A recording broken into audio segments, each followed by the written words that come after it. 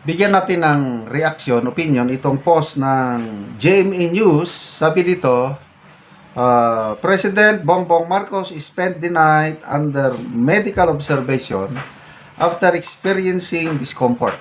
Okay. Tinignan ko yung people's reaction, ano. After 1 hour sa pag-post, mayroong 12,000 people na nag-react. Grabe.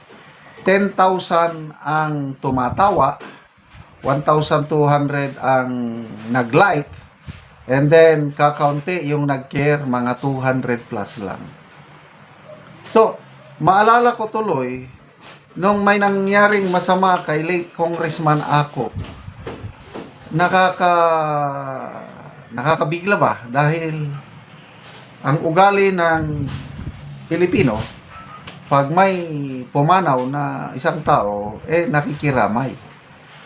Doon kay late Congressman Ako, talagang natuwa, tumawa, nagbunyi ang mga netizens.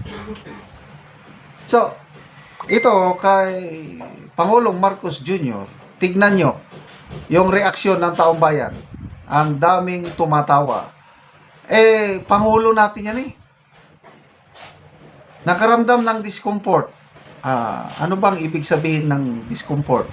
Hindi makatulog ng mahimbing, hindi makahinga ng maigi, tapos babantayan ka ng doktor. Parang first time na nangyari yan.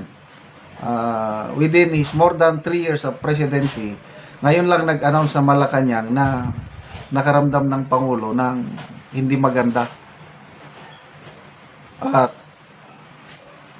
di ba, dapat Pangulo natin yan, dapat ipagdasal ang Pangulo. Tapos, bakit ang mga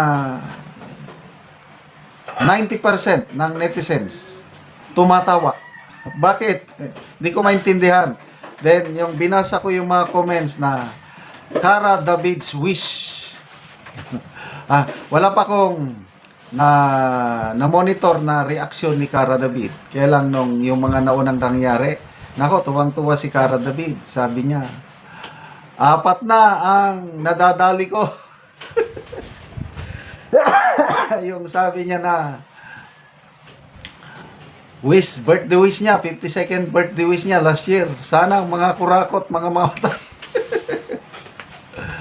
Ay, nako. Wag naman. Hindi po maganda yung mag-wish tayo ng masama sa ating kapwa-tao. Hindi yan ikinalulugod ng Diyos. Kaya lang, kung minsan din, tao lamang ang tao, lalabas talaga yung damdamin, yung emosyon. Kanina may nabasa akong post ni Maharlika Buljakan. Sabi niya, sana matuluyan na. Sana matuluyan na. So, anyway, to me, kung ako ang inyong tatanungin, sana gumaling ang Pangulo at magampanan niya ang kanyang trabaho hanggang 2020. Ito, Philippine Star din Philippine Star na post. Ganon din, yung nahirapan ng Pangulo. Tignan natin ang reaksyon ng taong bayan.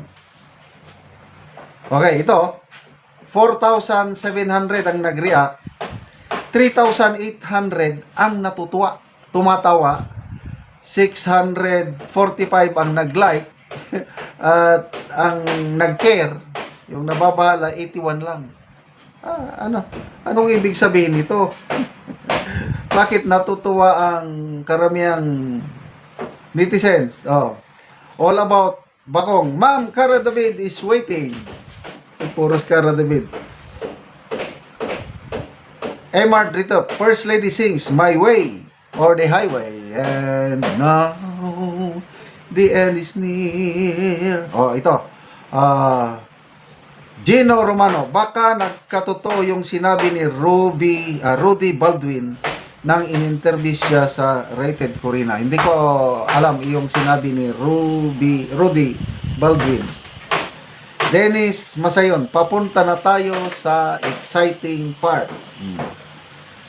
Plong-plong, Cara David, right now, ano pa? Presi Parino, over fatigue at di siya face mask when he is in a crowded place with people around him. Dave Jangan, Ma'am Cara David Swiss is starting. Says Escarza, St. Peter is waving. R.Y. Felix, Cara David is waving. Puros Cara David. Anyway, bahala kayo kung ano. Basta ako, binutuhan ko siya ng 6 years at handa akong magtiis hanggang 2028. Kasalanan din natin. Bakit natin siya binutuhan? Akala ko like father, like son. Na kung ano ang nagawa ng Marcos Sr. magawa din niya. Kaya lang lumalabas malayo. Kabaliktaran siya sa kanyang ama. Yung pangako niya na 20 pesos per kilong bigas, paniwalang paniwala ko nung una. Yung pala, hanggang, ano lang, slogan, BBM. Ano yung BBM? 20 bigas meron na. Pag nagkalindol, yan, magbebenta sila ng 20 pesos per kilong bigas. Baha, hintayin nilang magkaroon ng sakuna bago sila magbenta. Kaya, ayun, natupad na daw. 20 bigas, meron na. Ano ba, yung wala na daw magugutom na Pilipino at the end of his term. Wow, ang galing ng ating Pangulo. Ang dami niyang mga binibitawang pangako na sabi niya, sana pag alis ko, ang mga nasimulan kong magagandang bagay ay itutuloy ng aking yung susunod sa kanya. Ano bang magandang nagawa niya? Korupsyon? Anong pinaka-greatest legacy ng Marcos administration? To me, yung talamak na korupsyon. Salamat mga kaibigan sa inyong pagsubaybay sa ating channel.